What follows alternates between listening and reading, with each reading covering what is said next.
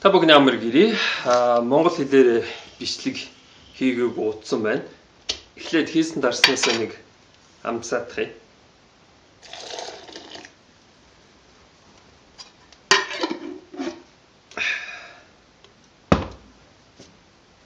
За, хан хурамстын төлөө.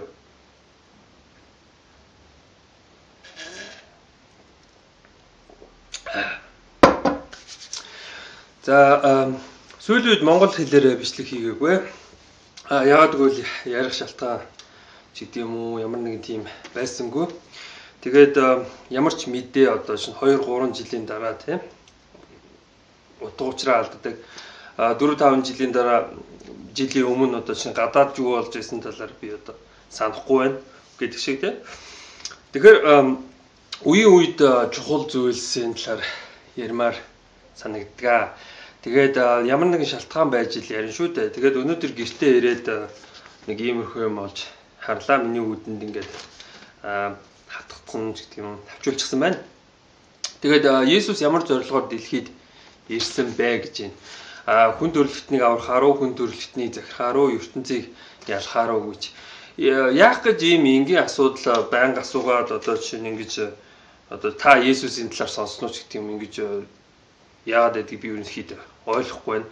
Өөрөөр хэлбэл бурхан сайн бол бидэнд сайн сайхныг хүсчил хүүгээ илгэн шүү дээ. Эсвэл тэр бурхан нь муу юм бол те биднийг одоо шин зовоох гэж л энэ хүүгээ явуулсан байх шүү дээ. Тэгэхээр нөхөр тэр одоо шин тэр еврейн бурхан Йехова хүүгээ мэдээж одоо шин юу гэдгийг биднийг сайхан амьдруулахын зорилгоор явуулсан байх гэж би бодож байна. Гэтэл чинь миний хувьд одоо жишээ нь би монгол хүн байдаг. Би энэ одоо жишээ нь зүйлд одоо жишээ нь итгэхэд хэцүү байдаг. Яагад гэвэл би өөрийгөө шашин шүтлэгтэй, итгэл бишрэлтэй хүн гэж үздэг. Тэгээд хэдэн өдрийн өмнө би нэг Монголд байдаг, монгол хэлэндээ сайн одоо сүмд ажилладаг нэг тийм охинтой солонгос охинтой уулзлаа. Тэгээд та одоо шүү дээ өөрөө тэр Есүсийн хуу юуных Гигэ Маригийнх юм уу эсвэл Йеховагийн юм уу гэсэн нэг хэлсэнгүү магадгүй мөнийхч байсан юм билүү. Тэгээ би одоо жишээ нь мэдээж та одоо жишээ нь надад бурхнаа танилцуулах гээд байдаг. Харин би танд бурхнаа танилцуулж болох уу ч гэдэг юм юм ярьлаа. Тэгээд нэг иймэрхүү бөөгийн хонх гээд те өгөөд одоо жишээ нь та нэг авч болно. Тэгээд энийг зөвхөн хүнтэй гоёл маягаар зүүчих бид нэр энэ одоо жишээ нь юу гэдгийг хонхо муу муухай гүр гэдгийг одоо шинэ сайн сайхныг авчирдیں гэж итгэдیں۔ Тэгээд жоох хүүхдүүд хонх монхтой явдаг ч гэдэг юм. Тиймэрхүү ярьж хэлж өглөө. Гэтэл чинь уушлаарай үгүй гэж байна. Өөрөөр хэлбэл энэ тэр охин хаалттай хүн байна. Өөрөөр хэлбэл надад юм өгөх гээд байдаг. Тэгс мөртлөө надаас юм авах сонирхолгүй байдаг ч гэдэг юм уу тий. Хүмүүс надад зөвлөдөг л дөө. Чи одоо жишээ нь юу гэдгийг нас залуу байна. Тэгэхээр хүмүүс чамайг оошоохгүй, хүмүүс чамайг одоо шинэ илэглэн ч гэдэг юм уу тий. Эсвэл чи энэ шашиндаа хит авсан хүмүүстэй битгий марга хитгэе одоо жишээ нь нэртээ орооцолт ч гэдэг юм уу. Дуугүй явбал үлзийтэй ч гэдэг юм. Тэгэхээр би бас нэг юм асуумаар байдаг л да. Хизээ монгол хүн өөрийнхөө итгэл бишрэлтэй шашин шүтлгийг бусдад тулгах юм бэ? Хизээ. Гадныхан ингээл орж ирээл бидэнд тулгаад байдаг. Би гадныханд ингээд тулгах гэхээр одоо чинь юу гэдгийг дими энэ монгол хүн юм хийдгүй юм гэдэг юм. Тэгээд байдаг тий. Тэгэхээр одоо жишээ нь юу гэдгийг бидэнд одоо жишээ нь язгуур шашин бөөмөргөл гэж байгаа. Тэгээд тэрнээс гадна бас одоо уламжлалт харын шашин гэж байгаа. Тэгээ сүүлд орж ирсэн бурхны шашин ч гэдэг буддын шашин гэж бас байгаа тий. Тэгээд би өнөөдөр одоо жишээ нь хан хурамстын талаар мэддгээс ярьд юм гэж бодлоо. Би энэ хан гардын талаар ярьсан хан хурамст энэ одоо үгний өмнө хан гэдгээ нэмээд байдгийг юу нь бас заримдаа болморч гэдэг юм. Гарид хан гарид биш зүгээр гарид тий хурамст хан хурамст биш хурамст гэдэг юм. Зүгээр л тэгж хэлвэл зүйтэй байх гэж. Монгол хүн гээд хурмст гэж одоо чинь ярихаар гадныхан гайхдаг. Өөрөөр хэлбэл энэ хурмаст ч одоо эртний Персийн бурхан шүү дээ гэдэг юм уу тий. Тэгэхээр алтан товч гэдэгт одоо алтан товч зохиол дээр одоо жишээ гэдэг юм Чингис хаанд одоо жишээ нь хан хурмастаас одоо жишээ нь тийм хундагтай одоо сархад аягалж өгдөг.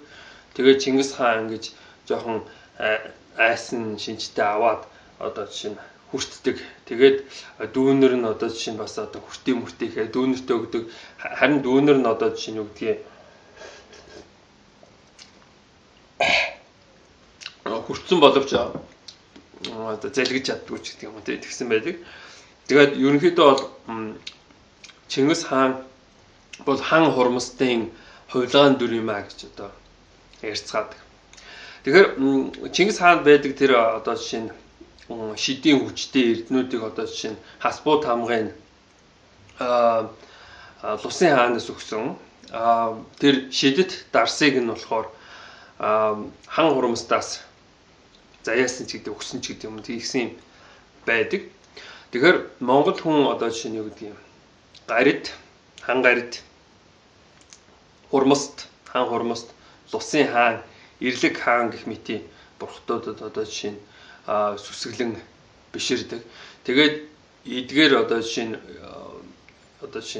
хан гардтай холбоотой соёлын зүйлс одоо жишээ нь бидэнд байдаг. Бас энэ хурмастай холбоотой соёлын зүйлс байдаг. Жишээ нь одоо жишээ нь улаан залаач гэдэг юм уу тий.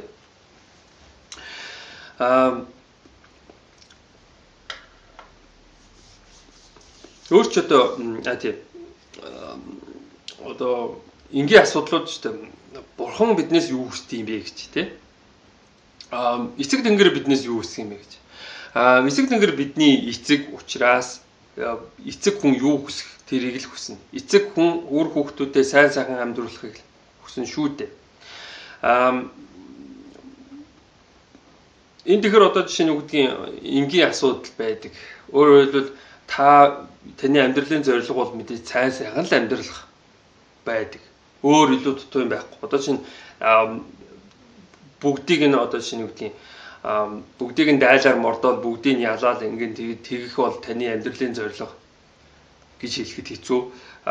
Та хувьдээ тэрийг сайхан амьдрал гэж бодож байгаа бол магадгүй юм. Гэхдээ тэгэж тэмцэж амьдрах бол одоо жишээ нь сайхан амьдрал биш л баймаарсан. Тэгээд энэ Христийн шашин бөө мөргөл хоёрт одоо жишээ нь нэлээд ялгаа байгаа. Хурмас тэнгэр биднийг харж байд юм уугүй гэдгийг би мэдэхгүй байна. Гэхдээ бөө мөргөлд болохоор одоо жишээ нь юу гэдгийг бурхад биднийг харж байдаггүй. Бурхад биднийг сонсдгүй гэдэг. Тэгэхээр би ингээл одоо жишээ нь бурхан минь туслаач, авраач гэл ингээд тэгээд байдаг. Гэтэл чинь нөгөө бурхан одоо жишээ намайг сонсдгүй. Тэгэхээр миний тэр одоо жишээ нь хүсэж байгаа одоо жишээ зүйлийг одоо жишээ нь уламжлаад өгөх одоо жишээ нь бараг л бурхан руу уцтаад өгөх хүн байна уу гэж хайдаг. Тэгэхээр бөөдөр очиж одоо жишээ нь гуйдаг. Бүү болохоор одоо жишээ нь би улаач чинь болъё. Одоо чамайг бурхан сонсохгүй харин намайг сонсно. Тэгэхээр би бөөлөөд одоо бурхан таны одоо жишээ нь хүсэл эрмэлзлийг одоо жишээ даатгаад өгөөч гэдэг юм. Тэгдэг. Тэгэхээр Христийн шашинд болохоор бурхан одоо бүгдийг хардаг. Нойлын өрөөнд бие засч байхад л бурхан тэрийг бол харж байдаг. Хин нэг тэнд одоо жишээ нь хүчиндээ далаад хядаж байхад бурхан бас тэрийг харж байдаг гэж итгэдэг юм шиг байна. Гэтэл чинь манай бөө мөргөлд болохоор одоо жишээ нь тэнд одоо нэг муу юм болж л байдаг те дайн дажин болж л байдаг. Гэтэл бурхан тэрийг одоо жишээ нь үгдгийг хардггүй тоодгүй ч юм гэдэг. Тэгээд бөө байгаад одоо жишээ нь тэр одоо жишээ нь одоо эсвэл бөөгийн хүчтэй хүн байгаад те бурхан минь авраач туслаач гэвэл тэр хүнийг одоо жишээ нь онцгойлон бурхан сонсдог гэж бид нэр итгэдэг шүү дээ. За тэгээд хурмстын хан хурмстай надад аз хиймэр заях болтугай. Зөвхөн надад гэлтгүү хамаг монголчуудад заях болтугай. Та бүхний эрүүл мэндийн төлөө тогтооё. Анхаарал тавьсанд баярлалаа.